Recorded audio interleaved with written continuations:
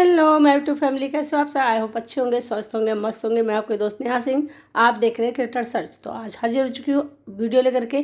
उम्मीद करती हूँ आज की जो टिप्स लेकर के आए हूँ आपके लिए काफ़ी यूजफुल होंगी। तो चलिए आज एक बहुत ही इन्फॉर्मेटिव वीडियो मतलब टिप्स शेयर कर दूँ आप लोगों से कि जब आप लोग ना सुबह उठते हो तो सबसे ज़्यादा टेंशन में होते हो, सबसे ज़्यादा भागम भाग होती है और सबसे ज़्यादा जो इरिटेशन वाला पल होता है वो सुबह का होता है। अब क्या होता है ना, अगर हमने रात में काम को छोड़ दिया है सारा, अक्सर महिलाएं ये काम करती हैं कि रात में उन्होंने खाना खाया उसके बाद में कहती चलो हटो सुबह कर लेते हैं। जो रात में आप आधे घंटे में काम निपटाएंगे ना, सुबह वही आपको लगेगा 2 घंटे निपटाने में। आप सोच रहे होंगे ऐसा कैसे? तो ये होता है। तो आप पता है, मेरी तरीके से अगर आप रूटीन फॉलो करेंगी, शाम को आप जब खाना बना लीजिए तो बर्तन बिल्कुल मत छोड़िए। बर्तन धुल लीजिए, 15 से 20 मिनट आपको लगेंगे बर्तन धुलने में। और उसके बाद में आप अपने किचन को अच्छी तरीके से क्लीन कर लीजिए। ये बहुत ही छोटी सी टिप है लेकिन बहुत ही कमाल की है। जब आप इस तरीके से मेरी तरह अपने किचन को क्लीन करने का काम फॉलो करेंगे ना, तो आप देखेंगे कि आप जब सुबह उठेंगे तो बहुत ही अच्छा फील करेंगे। ऐसा लगेगा जैसे आज कोई काम ही नहीं है। तो मैं क्या करती हूँ, पहले मैं अपने किचन को पूरा अच्छी तरीके से क्लीन कर लेती हूँ, बर्तन धुल लेती हूँ, सिंक को साफ़ कर लेती हूँ। उसके बाद में छोटे छोटे से काम जो होते हैं मैं उनको भी निपटा लेती हूँ। जैसे कि देखिए, अब इस तरीके का अगर आप स्क्रबर इस्तेमाल करते हैं ना, तो इसे आप डस्टिंग का काम बहुत अच्छा करते हैं। जैसे अपने सिंक में आपके कोई भी दाग धब्बा नहीं रहता है, कोई गंदगी नहीं जमा होती है। ये बहुत अच्छा स्क्रबर होता है। और इससे एक वही चीज़ नहीं, आप अपने बाल को भी क्लीन कर सकते हो। जो भी गंदगी चिकनाई लग जाती है ना, बहुत अच्छी तरीके से साफ़ हो जाती है।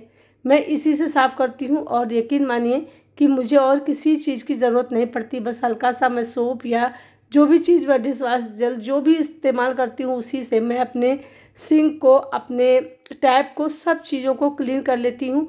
और इससे ना हमारा काम भी निपट जाता है और हमें फिर सुबह बार बार इसको अच्छी तरीके से धुलना नहीं पड़ता। क्योंकि मैं रात में इसको अच्छी तरीके से धुल लेती हूँ तो इससे ना एक बहुत बड़ा काम ख़त्म हो जाता है आपका। सुबह अगर आप ये काम छोड़ देते हैं तो आपको खाना भी बनाना है, बच्चों को तैयार भी करना है। अगर खुद जॉब करती हैं तो खुद भी आपको जाना है और हस्बैंड को भेजना है।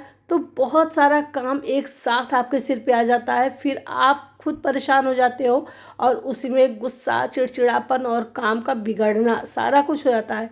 तो रात में सोने से पहले अपने किचन को सिर्फ और सिर्फ आधा घंटा दे दीजिए। आप आधे घंटे में देखेंगे आपका सारा काम निपट जाएगा और आप सुबह जब उठेंगे तो बिल्कुल फ्रेश रहेंगे।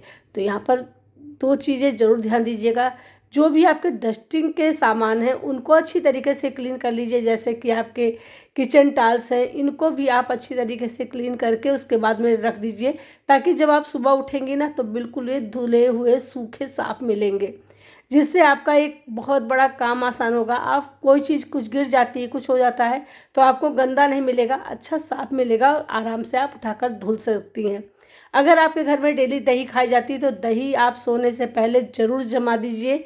इससे जब आप सुबह उठेंगे तो नाश्ते में आपको दही बिल्कुल बढ़िया अच्छा खासा जमा हुआ मिल जाएगा।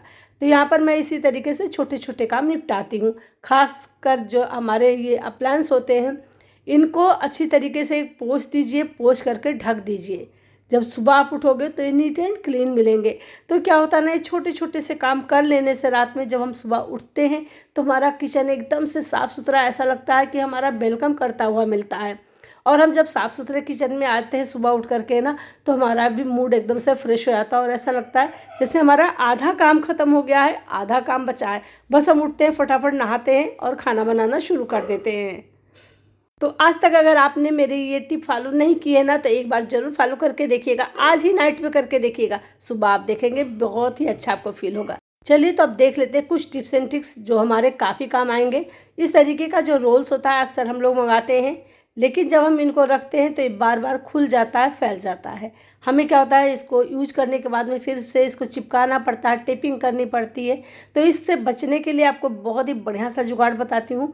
बस आपको कुछ इस तरीके से इस पर प्रेशर देना है, इसको इस तरीके से चारों तरफ से मोड़ना, घुमाना है और उसके बाद में जो इसमें ये कार्डबोर्ड होता है ना, इसको निकाल देना है। और ऊपर के साइड में आप यहाँ पर टेप भी चिपका सकते हो या फिर आप इस तरीके से रबर बैंड भी बांध सकते हो। चलिए आपको इसको ओपन करने का तरीका देख सकते हैं। तो हम लोग ऊपर से खोलते हैं, लेकिन इसको ऊपर से ना खोल करके इसको आपको नीचे से खोलना चाहिए, मतलब अंदर से। जब अंदर से आप इस तरीके से खोलेंगे ना तो बहुत ही आसानी से अपने टिश्यू पेपर को आप इस तरीके से निकाल पाएंगे और इसको यूज कर पाएंगे। तो इस तरीके के रोल्स हमारे डस्टिंग वाले जो आते हैं, जो नैपकिन होते हैं, वो भी इस तरीके से आते हैं और टिश्यू पेपर भी आते हैं। तो बस इस तरीके से आप निकालिए, यूज करिए और लगा करके रख दीजिए। देखिए देखने में भी अगर किसी चीज़ में रख देंगे तो अच्छा लगेगा और ये निकालना भी आसान है। जितना आपको नीड हो बस आप इस तरीके से ओपन करिए और निकाल लीजिए। तो इस तरीके से ना तो ये बार बार खुलेगा, फैलेगा, ना बार बार आपको संभालना पड़ेगा और देखने में भी ये अच्छा लगेगा। तो है ना, बहुत ही कमाल वाला जुगाड़। उम्मीद करते हैं छोटी सी टिप आपके लिए भी यूजफुल होगी। अगर आप इस तरीके के रोल इस्तेमाल करते हैं या फिर आप डस्टिंग के लिए आप जो नैपकिन रोल आता है उसको इस्तेमाल करते हैं, तो कैसी लगी टिप बताइएगा ज़रूर। पसंद आए हो तो लाइक शेयर भी ज़रूर करिएगा। चलिए बढ़ते हैं नेक्स्ट टिप की तरफ। नेक्स्ट टिप भी है काफ़ी यूजफुल। तो इस तरीके के छन्नी अक्सर हमारे घर में रखी होती हैं। इसे हम पौना भी बोलते हैं, छन्ना भी बोलते हैं, छन्नी भी बोलते हैं, बहुत सारे इसके नाम हैं। लेकिन हर किचन में ये 2-3 मिल जाती हैं। अब ये कभी कभी पुरानी हो जाती हैं तो देखने में अच्छी नहीं लगती हैं। तो आप इसको पेंट भी कर सकते हैं या फिर आप इसको ऐसे ही इस्तेमाल कर सकते हैं। बस इसकी डंडी को थोड़ा सा सीधा कर लेना, जैसे मैं कर रही हूँ यहाँ पर। इस तरीके से आपको करना है और उसके बाद में ये आपका बहुत ही बढ़िया सा ऑर्गेनाइजर बन करके रेडी हो जाएगा। अब इसको आप ऑर्गेनाइज कैसे क्या करेंगे, कहाँ करेंगे, तो चलिए आपको भी बता देते हैं। तो कहीं पर भी आप इसको हैंग कर दीजिए और उसके बाद में जो इसमें गैपिंग है ना, इसमें आप आराम से अपने स्पून्स, अपने फॉग वगैरह डाल करके रख सकते हैं। तो यहाँ पर आपका देखिए किचन भी ऑर्गेनाइज हो जाएगा। कम जगह में आप ढेर सारे स्पून्स है, फॉक्स है, इसमें लगा पाएंगे और निकालना और रखना दोनों आसान है और देखने में भी काफ़ी सुंदर लगेगा। और आपका जो छन्ना था वो भी इस्तेमाल हो गया, मतलब हमें फेंकना नहीं पड़ा, हमारा काम रीयूज हो गया। चलिए बढ़ते हैं नेक्स्ट की तरफ। तो अक्सर क्या होता है, नींबू हम मंगाते हैं तो नींबू या तो कट करके इस तरीके से रख देते हैं तो ये सूखने लगता है, या फिर हम नींबू को ज़्यादा दिन तक स्टोर करना चाहते हैं तब भी हम नहीं रख पाते। थोड़े दिन बाद ये 2-3 दिन बाद सूखने लगता है। और अगर कट करके आपने नींबू रखा ना तो इसमें हल्का सा कसैलापन भी आ जाता है जब आप काट करके रख देते हो और ये थोड़ा ऊपर से सूखता है। तो इसको अगर आप मेरी तरीके से स्टोर करके रखेंगे ना तो आपका नींबू 15 दिन कम से कम चलेगा और जो आपने कट करके रखा है ना वो सूखेगा नहीं और उसमें किसी भी तरीके का कसैलापन भी नहीं आएगा। तो यहाँ पर मैंने देखिए ले लिया है सिल्वर फॉइल लेना है और छोटे छोटे से टुकड़े कर लेने हैं। तो चलिए फटाफट से हम यहाँ पर टुकड़े कर लेते हैं और उसके बाद में हम अपने नींबू को इस पर रैप कर देंगे। देखिए इस तरीके से बढ़िया तरीके से इसको पैक करना है। अब आपको उठाना और फ्रिज में रख देना है। आप 15 से 20 दिन नींबू को रखे रहेंगे, जैसे आपने रखा ना बिल्कुल ऐसे ही हरा ताज़ा एकदम रसीला रखा रहेगा, इसमें कोई फ़र्क नहीं पड़ेगा। ये मैं आजमाया हुआ नुस्खा है और मैं इसी तरीके से रखती हूँ। और अगर आपने कट करके नींबू रखा है तो कुछ इस तरीके से रखिए और उसके बाद में इसको लपेट दीजिए। जब आपको नींबू को यूज करना हो आप निकालेंगे, नींबू आपका एकदम फ्रेश मिलेगा, न सूखेगा न इसमें कसैलापन का स्वाद आएगा। तो ये छोटी सी टिप है लेकिन हर किचन के लिए बहुत ज़रूरी है। बहुत सारे लोगों को ये टिप पता भी है और बहुत सारे लोगों को ये टिप नहीं पता होगी। तो कैसी लगी बताइएगा ज़रूर। चलिए बढ़ते हैं नेक्स्ट की तरफ। अब देखिए हम लोगों के पास में ना महिला सबसे बड़ी प्रॉब्लम होती है महिलाओं की कि हम जार जितने भी हो जाए ना कम ही लगते हैं और हम जार को समेटते रहते, जैसे कभी हनी का आ गया, कॉफ़ी का आ गया। लेकिन प्रॉब्लम क्या आती है ना, जब हमको इसको क्लीन करना होता है ना, इसके जो ऊपर रैपर लगे होते हैं इनको उतारना होता है तो ये थोड़ा सा मुश्किल होता है, क्योंकि क्या होता है ना ये कागज़ के रैपर होते हैं और गोंद के साथ लगे होते हैं।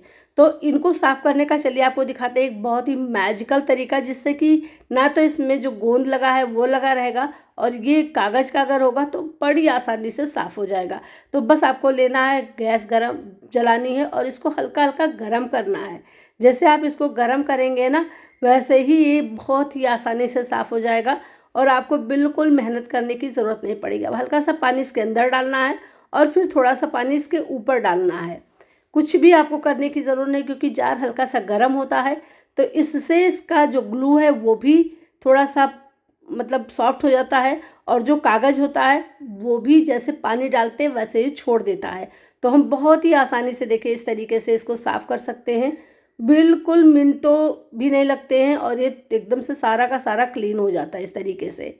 देखिए मैं आपको यहाँ पर हाथ से ही, उंगली से ही छुड़ा कर दिखा दे रही हूँ, कितनी आसानी से सारा उतरता चला जा रहा है। तो आप इस तरीके से कैसा भी जार हो बहुत ही आसानी से साफ़ कर पाएंगे बिना मेहनत के। तो चलिए मैं इसको साफ़ कर लेती हूँ, आपको तरीका दिखा दिया। अब फिर थोड़ा सा पानी और डालना है, हल्का सा गर्म करना है और पानी डालना है और उसके बाद में फिर से इसको क्लीन कर लेना है। तो ये बहुत ही आसानी से उतरता चला जाएगा और एकदम क्लीन हो जाएगा, ना इसमें ग्लू रह जाएगा, ना इसमें जो कागज़ वगैरह वाला स्टिकर है वो चिपका रहेगा। तो ये देख सकते हैं दोनों जार मैंने साफ़ कर लिए। आपको लग भी नहीं रहा होगा कि ये मैंने हनी के जार लिए हैं, ऐसा लगता है जैसे हमने इसे परचेज़ किया है, ऐसे मंगाया है। तो कैसी लगी टिप ज़रूर कमेंट करके बताइएगा, पसंद आए तो लाइक शेयर करिएगा। और फ्रेंड अगर चैनल पे आप नए आए हैं, आपको वीडियो हमारी अच्छी लगती है तो सब्सक्राइब जरूर करिएगा और बेल आइकन भी प्रेस कर लीजिएगा। चलिए बढ़ते हैं नेक्स्ट की तरफ। तो नेक्स्ट टिप है हमारा रोल को रखने का, क्योंकि अक्सर हम लोग सिल्वर फॉइल को जब इसके पैकेट से निकाल देते हैं और अलग रख देते हैं तो कुछ इस तरीके से ये बार बार खुलता है, फैलता है। तो हम इसको कैसे स्टोर करें, कैसे रखें, अगर रैपर फट गया है तो बहुत ही सिंपल सा तरीका है, लेकिन शायद ही किसी को पता होगा। तो चलिए हम बताते हैं आपको इसका जुगाड़। इस तरीके के जार अक्सर हमारे घर में होते हैं और बस इस जार में आपको इसको ऐसे डाल करके रखना है। अब आपको यहाँ पर जब सिल्वर फॉइल लेना होगा ना, तो आप बड़ी आसानी इसको इस तरीके से उठाएंगे और आराम से निकाल लेंगे। देखिए यहाँ से आपको निकालना भी आसान है, जितना नीड होगा आपका आप ले सकते हो। और ये जैसे आप रखोगे वैसे रखा भी रहेगा और देखने में भी काफ़ी अच्छा लगता है। ऐसा नहीं लगता है कि जैसे हमने ये जार अलग से रखा है, ऐसा लगता है इसका होल्डर ही हो। तो कैसा लगा है टिप बताइएगा ज़रूर, क्योंकि इस तरीके की प्रॉब्लम से अक्सर हम महिलाएं जूझती रहती है और हमें महंगे महंगे ऑर्गेनाइजर खरीदने पड़ते हैं इनको सही से रखने के लिए। तो कैसा लगा बताइएगा ज़रूर, पसंद आया तो लाइक शेयर करिएगा। और हाँ फ्रेंड, आप मेरी वीडियो को कहाँ से देख रहे हैं, मतलब किस गांव, शहर, देश से, मुझे कमेंट करके बताएंगे तो मैं आपको दिल से थैंक्स बोल पाऊंगी। चलिए फ्रेंड अब वीडियो का हम यहीं पे एंड करते हैं, मिलते हैं आपसे नेक्स्ट वीडियो में नेक्स्ट टॉपिक के साथ में। तब तक के लिए bye bye, take care, thanks for watching.